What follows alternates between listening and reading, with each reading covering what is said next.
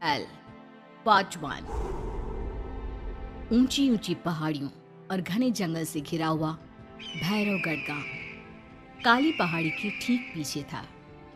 काली पहाड़ी यानी मौत का घर। भैरवगढ़ गांव तक पहुंचने का रास्ता बेहद दुर्गम था। लगभग 24 घंटे घने तूफान और तेज हवाओं की वजह से वहां के वीराने माहौल की कहानियां लोगों के दिलों को दहला देती थी। ऐसे बहुत कम लोग थे जो भैरवगढ़ गांव तक जाने की हिम्मत करते थे। लोगों का कहना था कि इस गांव के आसपास बुरी आत्माओं का साया मंडराता है। गांव के रहने वाले लोगों ने वैसे तो अपनी आंखों से किसी बुरी आत्मा या साये को नहीं देखा था, लेकिन गांव का बच्चा बच्चा इस बात को महसूस कर सकता था कि गांव के ऊपर कोई तो खौफनाक साया मंडरा रहा है। और उसकी वजह ये थी कि उस गांव में जैसे ही कोई लड़का 18 साल का होता, उसके 18वें जन्मदिन की रात ठीक 12 बजे अकस्मात उसकी मौत हो जाती। हर बार ये मौतें बड़े ही रहस्यमयी ढंग से होती और इस बार सरपंच सुमेर के बेटे को 18 साल होने में अब बस 15 दिन बाकी थे। अजी सुनते हैं, हमारा बेटा भी कुछ दिन बाद 18 साल का हो जाएगा। कहीं वो डायन उसे भी खा गई तो। कैसी बातें कर रही हो? जब वो इस गांव में ही नहीं है तो कोई भी डायन या बुरा साया उसका कैसे कुछ बिगाड़ सकता है? उसे कुछ नहीं होगा। हाँ जानती हूँ, आपने उसे पढ़ाई के बहाने इस गांव से बाहर निकाल शहर भेज दिया है, लेकिन ये भी तो सच है ना कि वो बार बार यहाँ आने की जिद करता रहता है। वो चाहे कितनी भी जिद कर ले जानकी, पर मैं उसे इस गांव में कभी वापस नहीं आने दूंगा। मैं नहीं चाहता कि गांव के दूसरे लड़कों की तरह मेरे बेटे की भी अजीबोगरीब ढंग से मौत हो जाए। कभी कभी तो लगता है कि हम सब गांव वालों को हिम्मत करके अपने गांव को इस बुरी आत्मा से छुड़वा लेना चाहिए। लेकिन कौन जानता है आखिर वो खतरनाक साया किसका है? वो काली आत्मा कौन है जो रातों रात हमारे गांव के लड़कों को निगल जाती है? सुमेर और जानकी जब ये सारी बातें कर रहे थे तब रात के लगभग 10 बज चुके थे और हर रात की तरह भैरवगढ़ गांव एक भयानक काले तूफान की आगोश में था। बाहर चल रही तेज हवाएं और बारिश के बीच कभी कभी ऐसा लगता जैसे कोई बुरी तरह से चीख रहा है। किसी के तड़पने और चीखने की आवाजें गांव के कानों में बार बार टकराती, पर वहां रहने वाले किसी भी औरत या आदमी के अंदर इतना साहस नहीं था कि वो अपने घर से बाहर कदम रख के उन आवाजों तक पहुंच सके। सो जाओ जानकी और घर के खिड़की दरवाजे कसकर बंद कर दो।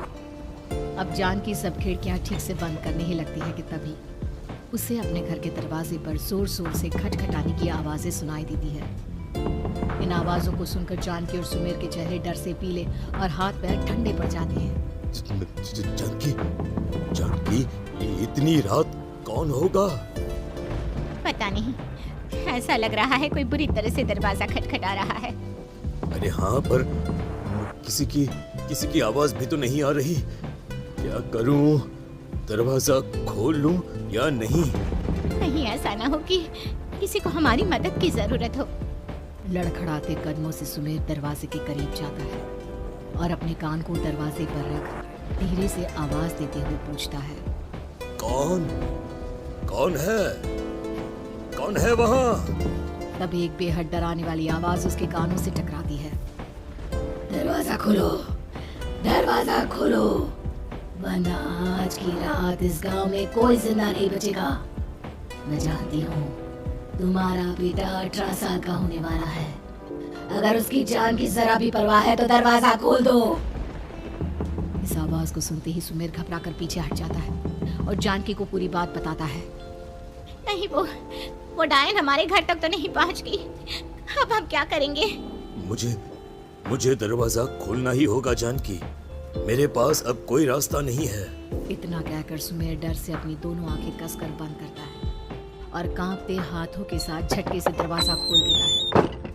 तभी किसी के जोर से हंसने की आवाज सुमेर और जानकी को सुनाई देती है। उस आवाज को सुन दोनों दरवाजे की तरफ देखते हैं और सामने अपने बेटे राहुल को खड़ा देख दंग रह जाते हैं। राहुल के हाथ में उसका मोबाइल होता है जिसमें से वो आवाज बज रही थी। ये क्या मजाक है? और तू यहाँ, तुझे मना किया था ना गांव में आने को। समझ में नहीं आता क्या? 18 साल का होने वाला है तू। माँ, आप लोग भी पता नहीं किन अंधविश्वास भरी बातों पर भरोसा करते हैं? क्या क्या मैं अपने घर नहीं आ सकता? आप लोगों से नहीं मिल सकता? देख बेटा, हमने तुझे किसी वजह से ही इस गांव से दूर रखा था और यहाँ आकर तूने अच्छा नहीं किया। चल चल चल, मैं तुझे अभी के अभी वापस शहर छोड़कर आता हूँ। ओफो पापा, आप बेकार की बातों से परेशान हो रहे हैं। बाहर इतना तेज अंधर तूफान चल रहा है, कहीं जाने की जरूरत नहीं है। मैं बस आप लोगों से मिलने आया हूँ, कुछ दिन रहकर चला जाऊंगा। दिमाग खराब हो गया है इस लड़के का, नहीं जानता कि इस गांव में ये सुरक्षित नहीं है। किसने कहा था तुझे यहाँ आने को? ये आवाजें सुन, बाहर से जो आवाजें आ रही है तुझे सुनाई नहीं देती क्या?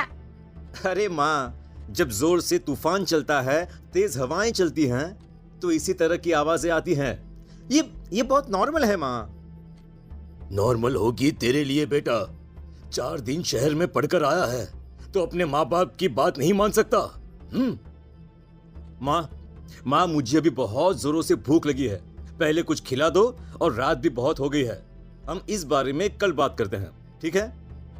राहुल के वापस आ जाने से जानकी और सुमेर की आंखों की नींद उड़ गई थी। खाना खाने के बाद राहुल तो अपने बिस्तर पर जाकर सो गया, लेकिन जानकी और सुमेर पूरी रात उसके कमरे के बाहर पहरेदारी करते रहे। उन्हें पल पल इसी बात का डर था कि कहीं उनके बेटे को कुछ हो ना जाए। रात बीतती है, सुबह का सूरज निकलता है। अब जैसे ही वो राहुल को नींद से जागते देखते हैं तो उन दोनों के दिल को सुकून मिलता है। अरे माँ, पापा, आप अभी तक यहीं बैठे हैं? क्या पूरी रात सोए नहीं? जिनकी जवान बेटी की जान को खतरा हो, उन माँ बाप को नींद नहीं आती बेटा। बेटा, अब तो वापस शहर चला जा। देखो माँ, मैं किसी जरूरी काम से इस गांव में आया हूँ, और वो काम पूरा होने के बाद मैं खुद यहाँ से चला जाऊंगा। काम? गांव में तेरा क्या काम है? पापा, मैं बचपन से ही इस गांव के बारे में बेहद डरावने किस्से सुनते आया हूँ, इसीलिए अब मैं उन्हीं किस्सों के ऊपर डॉक्यूमेंट्री फिल्म बनाऊंगा। रिसर्च करना चाहता हूँ कि आखिर सच्चाई है क्या। हे भगवान, लो जी, सुन लिया, और भेजो इसे पढ़ने के लिए शहर। मैंने आपसे पहले ही कहा था, मेरी बहन के पास दूसरे गांव भेज दो। ना ये शहर जाता और ना उल जुलूल की बात इसके दिमाग में आती। जानकी और सुमेर राहुल को समझाने की बहुत कोशिश करते हैं, पर वो किसी की बात नहीं सुनता और अपना कैमरा लेकर गांव की पास वाली काली पहाड़ी की तरफ निकल जाता है। अब राहुल जैसे ही काली पहाड़ी पर पहुंचता है, उसकी नजर पहाड़ी के ठीक बीचों बीच बनी एक पुरानी झोपड़ी पर पड़ती है। यहाँ भी कोई रहता है क्या? ये इंटरेस्टिंग होगा। राहुल की आवाज पहाड़ों से टकराकर उसके कानों में सुनाई दे रही थी। उसने चारों तरफ का नजारा देखकर वहां की तस्वीरें अपने कैमरे में उतारना शुरू कर दिया। तभी अचानक राहुल ने अपने कैमरे में खींची हुई तस्वीर को जूम करके देखा, और उसमें उसे जो नजर आया वो देखकर राहुल की होश उड़ गए। क्या सचमुच उस गांव के ऊपर किसी बुरी आत्मा का साया था? क्या राहुल की जान बच पाएगी? क्या देखा था राहुल ने उस फोटो में, जिसे देखकर वो दंग रह गया? इन सवालों के जवाब जानने के लिए देखिए इस कहानी का अगला भाग।